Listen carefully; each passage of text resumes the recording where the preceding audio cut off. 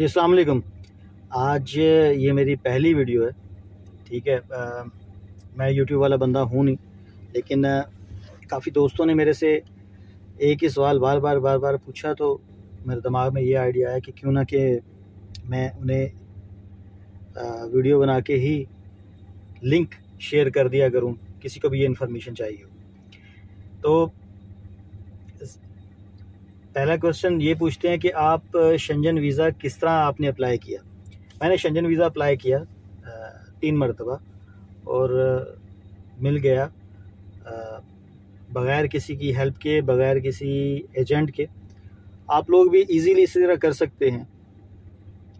मैं आपको तरीक़ाकार बता देता हूँ, उसके अंदर क्या क्या डॉक्यूमेंट्स आपको चाहिए होते हैं वो आपको बता देता हूँ, और आप इजीली ख़ुद अप्लाई कर सकते हैं किसी को पैसे दिए बगैर, किसी एजेंट को।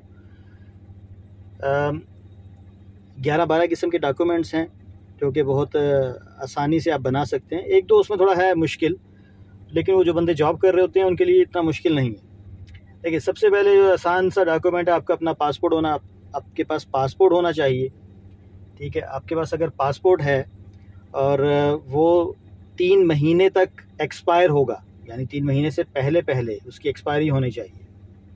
पहली चीज़ तो ये। पासपोर्ट के अंदर आपके एक एक्स्ट्रा पेज भी होना चाहिए जिसके ऊपर एम्बेसी जो है वो वीज़ा स्टैम्प करेगी। मैंने किया था जर्मन एम्बेसी में।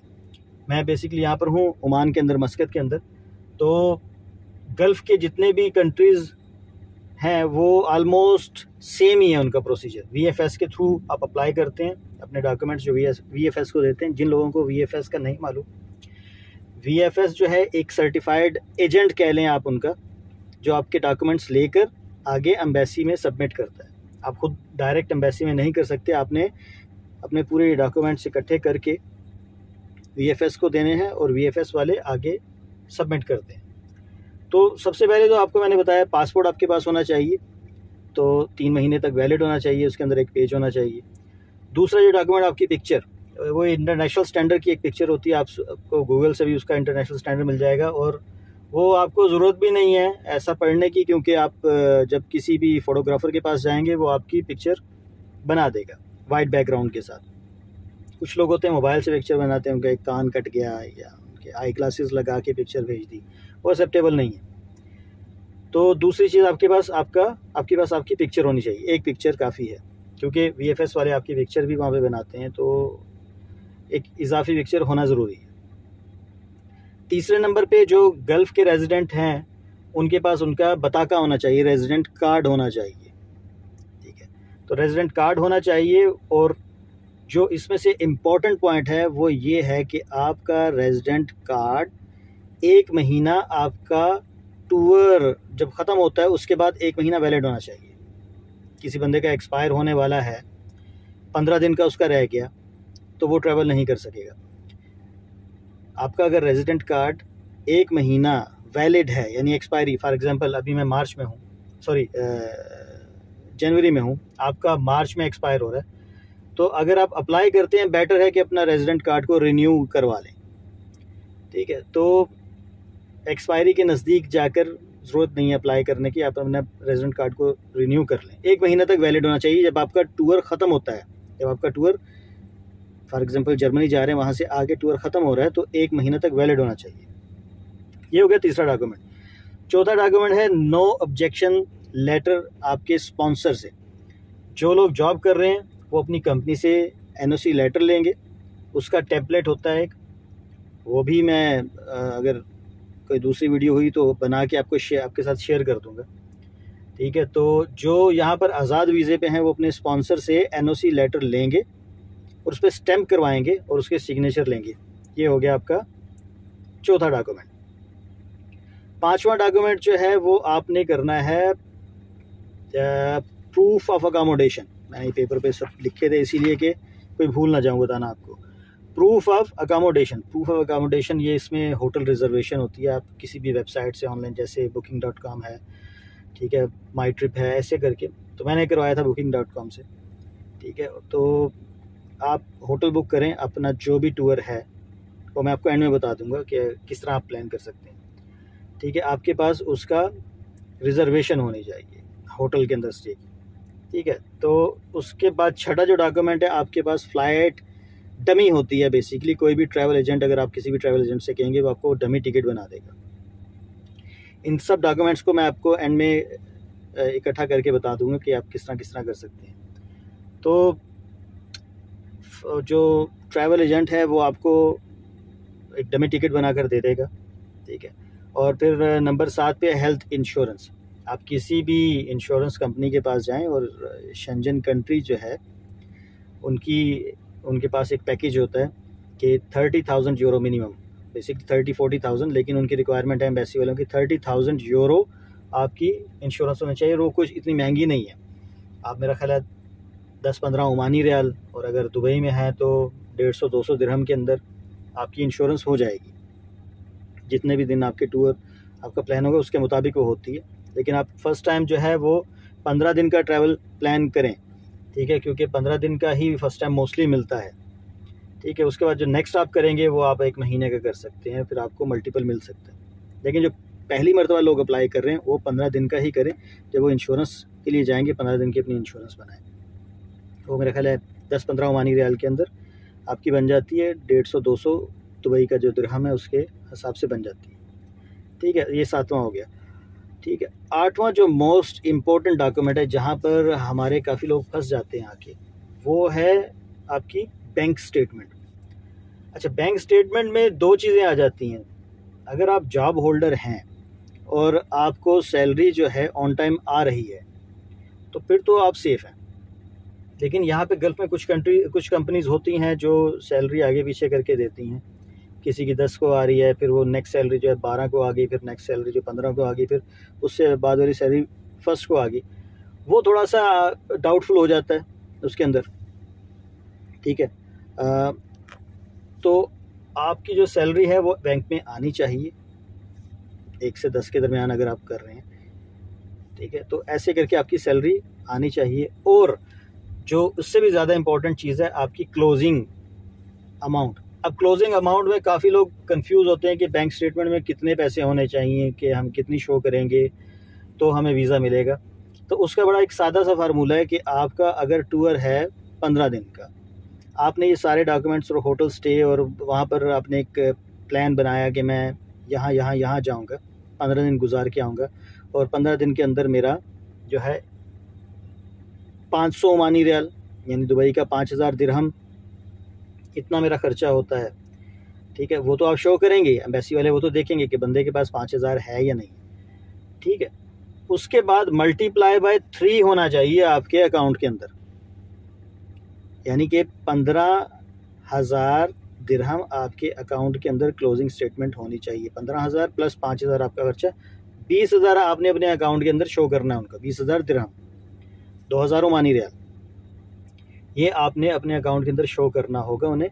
तो ये होती है जी बैंक स्टेटमेंट की जो थ्योरी, मतलब कि आप 5,000 का अपना प्लान कर रहे हैं और 15,000 आपके अकाउंट के अंदर, दिरहम की बात कर रहा हूँ, होना चाहिए। तो आपकी स्टेटमेंट मज़ीद भी इसको मैं तफसील में, ये वीडियो बहुत लंबी हो जाएगी, बताऊँगा आपको, ठीक है। तो कॉल आ रही है जी, कॉल सुन के दोबारा वीडियो कंटिन्यू करते हैं। तो ये थी आपकी बैंक स्टेटमेंट की। मज़ीद भी आपको कुछ हुआ तो मुझे बताइएगा नीचे कमेंट में। कुछ दोस्त जो मेरे हैं उनको अगर प्रॉब्लम हुई तो मैं एक्सप्लेन कर दूंगा, ठीक है। और ये थी नंबर 8 पे, ठीक है। नंबर 9 पे जो है वो, अगर आपके साथ बच्चे जा रहे हैं तो आपने हर बंदे की, अगर एक फैमिली अप्लाई कर रहे हैं कोई बंदा, अपना एक सेट बनाना है डॉक्यूमेंट्स का, फिर अपनी वाइफ का एक सेट बनाना है डॉक्यूमेंट्स का, फिर अपने बच्चों का, एक बच्चा है तो उसका, 2 बच्चे हैं तो उनके, पूरा सेट इन्हीं डॉक्यूमेंट्स का बनाना है। सेट बनाने के बाद जो बच्चे होते हैं, बच्चों के साथ फादर और मदर दोनों के पासपोर्ट की कॉपी आपने अटैच करनी है। जब आप VFS में जाएंगे वहाँ पर जाके आप हर बंदे का सेट पकड़ाएंगे उन्हें। आप मतलब कि 4 इन्वेलप बना लें, अगर आपके 2 बच्चे हैं और हस्बैंड वाइफ है, 4 इन्वेलप बनाएंगे। तो बच्चों के इन्वेलप के अंदर आपने अपने हस्बैंड, फादर और मदर की पासपोर्ट की कॉपी साथ अटैच करनी है डॉक्यूमेंट्स में, ठीक है। और नंबर 10 पे जो है, अगर आप जर्मनी का अप्लाई करें तो जर्मनी की जो है वेबसाइट है वीज़ा कोडेक्स, VISACODEX। ये वेबसाइट आप जब ओपन करेंगे तो वहाँ पर आपने ऑनलाइन फॉर्म फिल करना है, अपना जो भी प्लान है वो वहाँ पे आपके सवाल वो पूछेंगे 3-4 इजी क्वेश्चन है ना, 3-4 वो होंगे 15-20 कि आपका किस होटल में आपका स्टे है, किस डेट को आपकी फ़्लाइट है, किस डेट को आपकी वापसी है, आपकी कंपनी का नाम क्या है, उसका एड्रेस क्या है, आपके घर का एड्रेस क्या है, आपका फ़र्स्ट नेम क्या है, आपका फादर नेम क्या है, मदर नेम क्या है, इस किस्म के क्वेश्चन होंगे। वो आप फिल करके उसका प्रिंट आउट निकाल लें। वो प्रिंट आउट निकालेंगे, उसके नीचे बार कोड लगा होता है जो कि VFS वाले स्कैन करेंगे तो उनके सिस्टम के अंदर वो ओपन हो जाएगी। ठीक है, तो ये है आपका 10वां डॉक्यूमेंट। उसके बाद जो 11वां है ट्रैवल प्लान, उसके लिए अलग से एक वीडियो के अंदर मैं आपको बताऊँगा, एक NOC वाला, एक आपका ट्रैवल प्लान। ये अलग से एक वीडियो बनाऊँगा क्योंकि ये डिटेल्ड हैं आंसर इसके, तो वो आपको उसके अंदर पूरी डिटेल से मैं बता दूँगा। ठीक है, और नंबर 12 जो है वीज़ा फ़ीस यहाँ पर जो चार्ज होती है 80 यूरो चार्ज होती है। मेरी 80 यूरो चार्ज हुई। अगर आपकी वाइफ होगी तो उसका भी 80 यूरो चार्ज होगा। अगर आपका बच्चा 6 साल से बड़ा है गालबन, 6 साल से लेके 11 साल तक, तो उसका होगा 40 यूरो। ठीक है, और जो 6 साल से छोटा बच्चा है उसका कोई चार्ज नहीं होता। ठीक है, तो ये 12 डॉक्यूमेंट्स हैं जो आपने बनाने हैं, इकट्ठे करने हैं। ठीक है, अब इसमें सारे आसान है तकरीबन। पासपोर्ट आपके लिए इजी है, पिक्चर आपके लिए इजी है। ठीक है, और उसके बाद आपका बताका जो है मैंने आपको बताया, रेजिडेंट कार्ड, वो इजी है आपके लिए। NOC लेटर के लिए मैं आपको एक अलग वीडियो बना के बताऊंगा।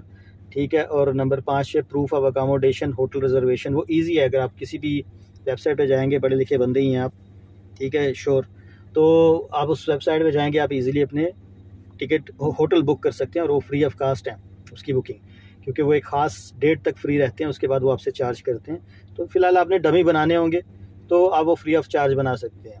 ठीक है, फ़्लाइट रिजर्वेशन किसी भी एजेंट से, ट्रैवल वाले से। ठीक है, अगर आपका कोई दोस्त है तो आपके लिए बहुत ईजी हो जाएगा, फ्री में बन जाएगा। मेरा दोस्त है, ठीक है, उसने मुझे बना कर दे दिया था। और उसके बाद हेल्थ इंश्योरेंस में आपका ख़र्चा आएगा 15 से 20 वानी रियाल, 15 रियाल, जो मैंने आपको बताया है।